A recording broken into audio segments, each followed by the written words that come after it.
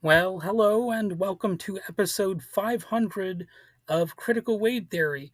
So, I have a bit of a random topic for episode 500, although I think it's a good topic. Today we're going to be talking about one of the legends who redefined American music, and he's a little bit more influential on rock music than a person might think at first. So, today I'm looking at the life and legacy of a man who took country music, plugged it into a jazz club, and made the nation dance. So this is the king of Western swing. And who was he? James Robert Wills, born March 6, 1905, in the dusty plains of Texas. He died May 13th, 1975, but in between, he lit the match that turned country music into something electrifying. So, Bob Wills was a fiddler, a band leader, and most importantly, a genre bender. He fused country with jazz, blues, and swing. The result was Western swing, and it was a sound that people couldn't ignore and they couldn't sit still for. And what he did was he didn't just lead a band, he built a band that sort of redefined American music. I know that gets stated quite a bit, but in this case, it kind of was true. It's an accurate statement. In the mid 1930s, he formed Bob Wills and his Texas Playboys, a group that became the gold standard of Western swing. So picture this a fiddle player front and center, horns blasting jazz riffs, a boogie woogie piano bouncing through the rhythm, steel guitars weaving in twangy counterpoints. There were call and response vocals pulling the crowd in, and some sweet jazz inspired improvised solos, including, you know, some that would provide tension to the pieces of music.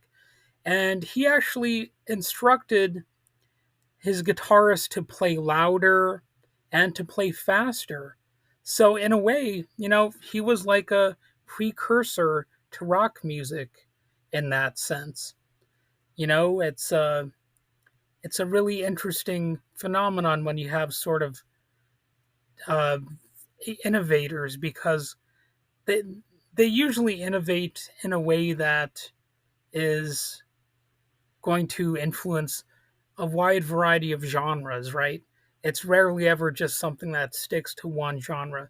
So even though he's a country artist or a Western swing artist, it's nevertheless a factual component to his story that, he pushed the envelope for his time, and thankfully people were there for it. They liked it. And it wasn't just background music, it was sort of like the dancehall dynamite of its day. And Bob Wills didn't just change the sound, he changed the scene. He modernized country music, took it off the front porch, and dropped it into dance halls and urban juke joints. His bands were diverse and they played for everyone: cowboys, swing dancers, truckers, jazz heads. He opened doors for a lot of different people, and he blurred the lines between genres, which, of course, is something that is innovative. Wills helped shape honky tonk, and from honky tonk came rockabilly, and from rockabilly, well, you've got rock and roll to a large extent. Of course, you got blues elements thrown in as well. And here's the kicker, like, if you're doubting that he had an influence on rock music, well, Chuck Berry's first hit, Maybelline, is said to be directly inspired by Bob Wills' 1938 recording of Ida Red. That's IDA and then the color red spelled out. So if you haven't heard that song and you're interested in rock history, well, then you might want to hear where Chuck Berry got the inspiration for Maybelline. So, Ida Red, we'll look into it, I guess. Bob Wills lit a fuse that actually inspired Chuck Berry. So, I mean, what can you say? That's obviously a link to rock history. And, it helps shape the rock sound. So, if you want to hear the heart of Western swing, you could start with the essentials. There's San Antonio Rose, especially the later version, New San Antonio Rose. There's another track, Take Me Back to Tulsa. There's Faded Love, Stay a Little Longer, and of course, even if you're not into Western swing that much, you could still check out Ida Red if you're interested in the history of rock music. So they were, as a lot of things are, they were more than just songs. They were soundtracks to a cultural shift. That's often what makes things all cool at a given moment, is because there's actually an element of rebellion to it. The kids knew this was something new and they were into it. So the Texas Playboys were more than a band. They were they were an influential part of music history with tunes like Roly Poly, Red Wing, and Ida Red. They toured relentlessly, packed dance halls, and even broke into Hollywood. So Wills brought his charisma to the screen in films. Either he appeared in them or he was on the soundtrack. There were movies like Take Me Back to Tulsa from 1944 and Rhythm Roundup from 1945. And if I remember correctly, from what I read, Rhythm Roundup is the one where he actually appeared with his band. I think Take Me Back to Tulsa, they might just feature some of his songs, or at least one of his songs. And, he wasn't just a musical innovator, he was actually a star in his day. And it wasn't all easy. Of course, there was some drama in his life. He faced health issues. I believe he suffered from a stroke that actually made it hard for him to play music for a time. And there was also a heartbreaking incident where he lost his beloved fiddle in a fire. And that might not sound like much, but if you're a musician and you love a musical instrument, you know that it can hit surprisingly hard. I mean, just think of BB King and his guitar that he loves so much, Lucille.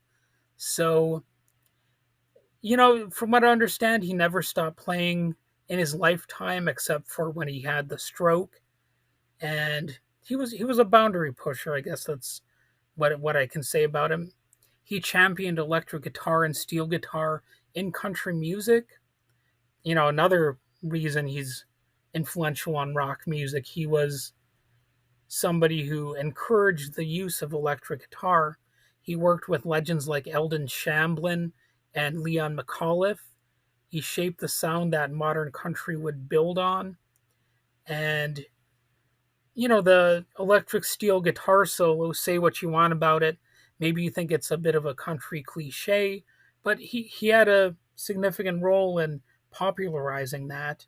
So that's part of his lasting impact as well. In 1968, Bob Wills was inducted into the Country Music Hall of Fame. In 2007, he was posthumously awarded the Grammy Lifetime Achievement Award for his outstanding artistic significance to the field of recording. So, translation: Bob Wills changed the game. I keep wanting to call him Bob Willis. I don't know. I just keep seeing an I there in his name. So I apologize if I said it incorrectly before. But anyway, artists like Willie Nelson, Merle Haggard, and Asleep at the Wheel have kept his spirit alive. But, his real legacy lives in every guitar lick, every fiddle riff, every dance floor filled with fans, that have a bit of a swing rhythm going on. And Bob Wills didn't just play Western swing. He was considered a Western swing. The the king of it, just like Elvis Presley is often called the king of rock and roll. And honestly, I think the role of Elvis as the king is probably more in dispute than the role of Bob Wills as the king of Western swing.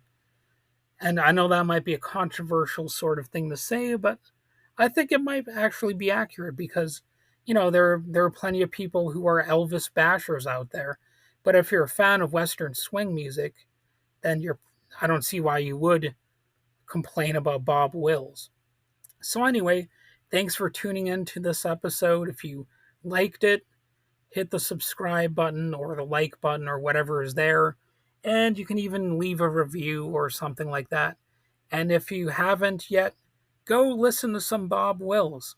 You'll hear country, you'll hear jazz, you'll hear history, and that includes a little slice of rock history.